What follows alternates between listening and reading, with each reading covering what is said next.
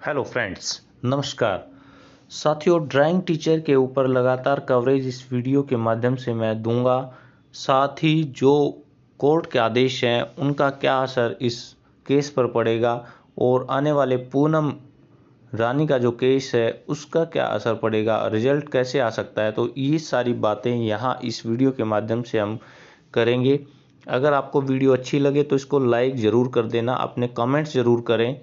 Video थोड़ी late है लेकिन सारे तथ्य सामने आ जाएं तभी वीडियो बनाने का कोई फ़ायदा है। तुरंत झटपट बनाने से कोई फ़ायदा नहीं है। आप सभी ने लगभग सभी ऑर्डर्स देखे हैं, उस पर हम बात करेंगे। आप अपनी राय ज़रूर कमेंट बॉक्स में दें। तो साथियों, ये आज की न्यूज़पेपर की कटिंग है कि आर्ट एंड क्राफ्ट टीचर भर्ती का परिणाम घोषित करने पर लगी रोक हटी।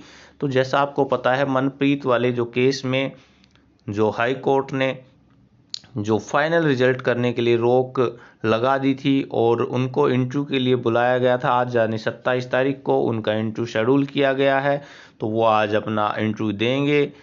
तो लेकिन हाई कोर्ट ने पहले स्टे कर दिया था कि जब तक इनका इंटरव्यू नहीं होगा या इस पे मामले के पर सुनवाई नहीं होगी तब तक जो स्टे दिया जाता है और फाइनल रिजल्ट नहीं दिया जाएगा। तो 22 तारीख को उम्मीद थी कि रिजल्ट आ जाएगा, लेकिन इस केस की वजह से वो सारा का सारा रुक गया। शाहबाद निवासी मनप्रीत कौर की याचिका के द्वारा ही ये सारी रोक लगी थी। तो आज के न्यूज़पेपर में भी दिया है और कल नोटिस भी हम सब ने देख लिया था कि जल्द ही अब इसका रिजल्ट दाखिल होगा। एचएसएससी के जो चेयरमैन हैं श्री भोपाल सिंह जी, वो भी अब अपना कार्यभार संभाल चुके हैं। तो अब कोई भी इस तरह से एडमिनिस्ट्रेटिव कोई भी प्रॉब्लम अब नहीं रही है कि आर्ट एंड क्राफ्ट टीचर का रिजल्ट घोषित ना किया जाए। लेकिन यहाँ पर कुछ बातें अभी भी हैं जो कि इसको दर्शाती हैं कि नहीं, अभी भी कुछ बाकी है, समय बाकी है।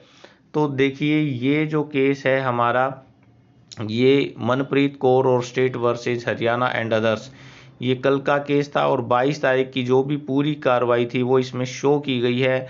पूरा शो किया गया कि 27 तारीख को 10 बजे मनप्रीत जी का प्रोविजनल बेसिक जो भी है उनका इंटरव्यू वो ले लिया जाएगा और सील्ड लिफाफे में उनका जो रिजल्ट है वो रख लिया जाएगा। लेकिन यहाँ पर respondent would be at liberty to declare final result. तो यहाँ पर जो रिस्पोंडेंट हैं यानी कि एचएसएससी, वो यहाँ पर लिबरल है कि वो अपना जो रिजल्ट है वो डिक्लेयर कर सकती हैं, उनके ऊपर कोई बाउंडेशन नहीं है।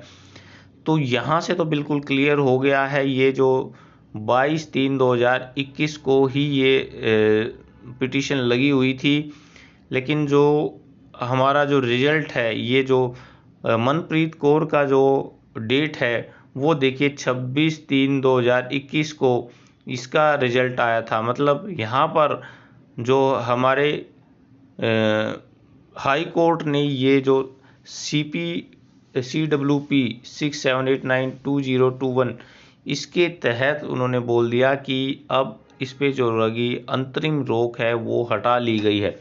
लेकिन इसके साथ साथ बहुत सारे कैंडिडेट्स अभी भी लगातार जो केस पे केस करते जा रहे हैं और कई दिक्कतें भी रही हैं कि जो अंतरिम जो 18 तारीख को जो रिजल्ट आया था उसके बिहाफ पे बहुत सारे कैंडिडेट अब ये चाह रहे हैं कि वो भी इंटरव्यू दे पाएँ। और कुछ मिसलीडिंग एडवोकेट्स के जो चमचे हम जिनको बोल सकते हैं वो घूम रहे हैं व्हाट्सएप और आपके यूट्यूब के माध्यम से, जो लगातार कैंडिडेट्स को भ्रमित कर रहे हैं और आकर्षित कर रहे हैं कि वो उनके पास आएँ और हज़ारों रुपए उनको दे के जाएँ ताकि वो कुछ ना कुछ इसमें स्टे लगा दें। और कुछ पॉलिटिकल अप्रोचेज़ की भी बातें आती रहती हैं कि कुछ पॉलिटिकल प्रेशर की वजह से या दूसरी पार्टी इसको रोकना चाहती हैं या अवमानना का जो नोटिस है जो कि 10 अप्रैल तक ये भर्ती पूरी करनी है वो लगवाना चाहते हैं गवर्नमेंट के ऊपर। तो बहुत सारी बातें ये घूमती रहती हैं,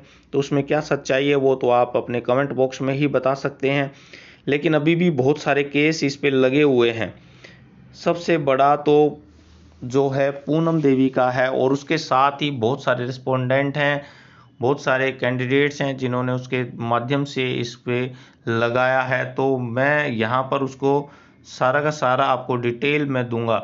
तो ये जो है अब ये जितने भी केस हैं वो सारे के सारे इकट्ठे करके 6/4/2021 में एक मर्ज कर दिए गए हैं।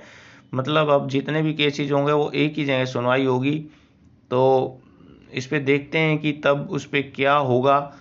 अब हम देख लेते हैं कि कई जो पूनम देवी एंड अदर्स, जो पूनम देवी का जो है वो क्या केस है।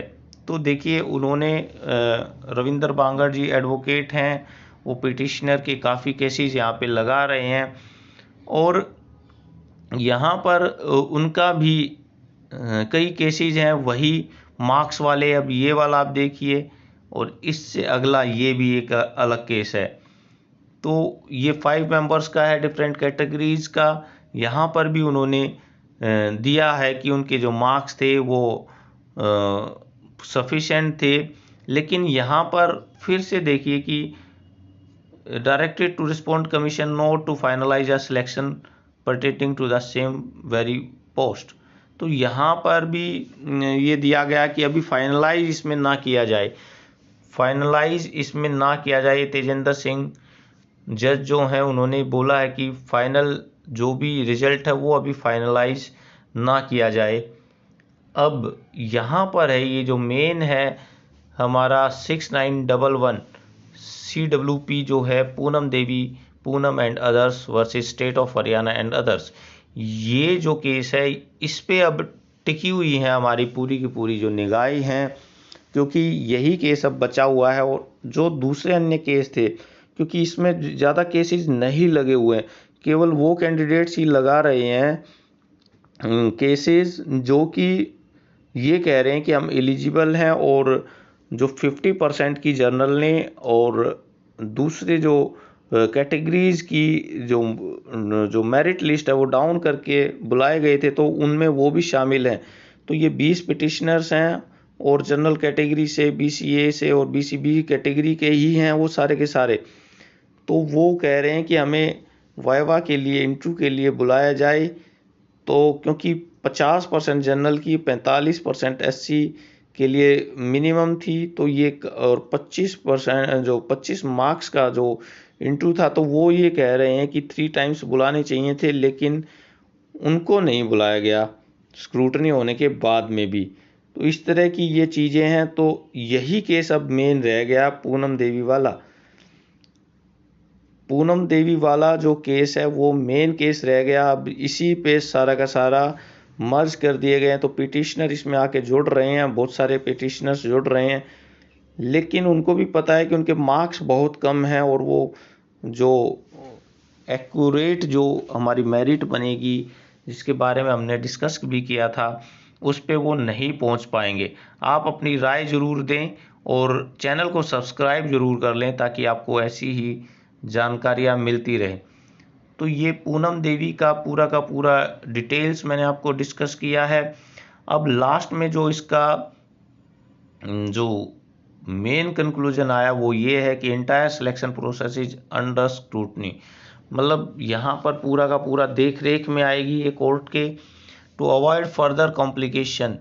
तो कोर्ट चाहती है कि इसमें कोई कॉम्प्लिकेशन ना रहे, तो यहाँ पर फाइनलाइज जो सिलेक्शन है उसको करने से पहले इसको रोका जाएगा, उसको रोक लिया जाएगा। तो यहाँ पर HSSC ये एक एफिडेविट दायर कर सकती है कोर्ट में कि उनको फाइनल करनी है 10 तारीख तक और इसमें डिले हो जाएगा। तो वो यहाँ पे एक एफिडेविट दायर करके ये कर सकती है कि जितने रिस्पोंडेंट हैं उतनी वैकेंसी होल्ड करके और वो फर्दर डायरेक्शन लेकर के हाई कोर्ट से और रिजल्ट डिक्लेयर कर सकती है।